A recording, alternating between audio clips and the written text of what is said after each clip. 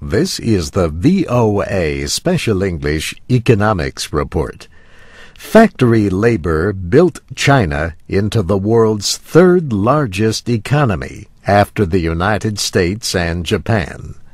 Now, something else is building: labor tensions. China bars labor unions independent of the Communist Party. But George Haley at the University of New Haven in Connecticut says labor unrest is common. This really isn't new. There's been a tremendous amount of agitation among workers for higher pay for years.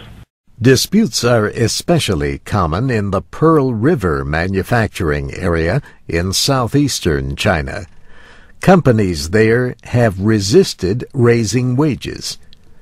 For years, millions of Chinese from inland provinces have flooded into eastern industrial centers. But young workers are increasingly dissatisfied with the pay and working conditions.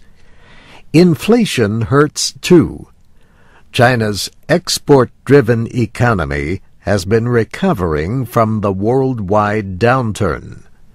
The growth rate in the first 3 months of this year was nearly 12%. But China could raise interest rates to control growth and inflation.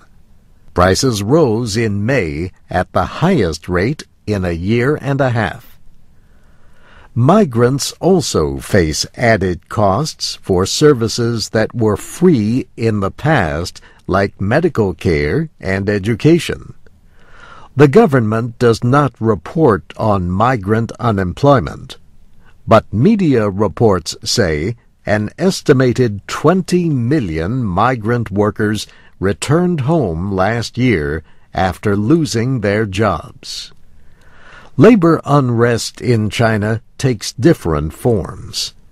Recent strikes against foreign companies have included suppliers for Japanese car makers Honda and Toyota. In Shenzhen, at least 10 employees at factories owned by Taiwan's Foxconn have killed themselves since January. They complained of long hours and low pay. Foxconn makes Apple iPhones and iPads and electronics for other companies.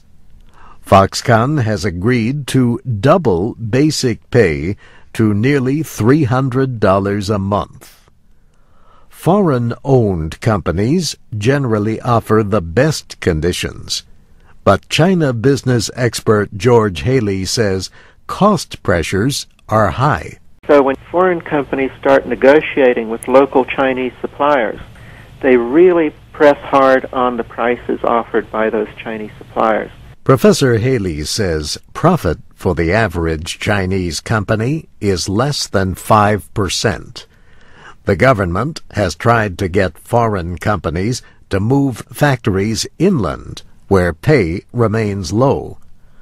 Some young workers in the South have organized protests using the Internet and mobile phones.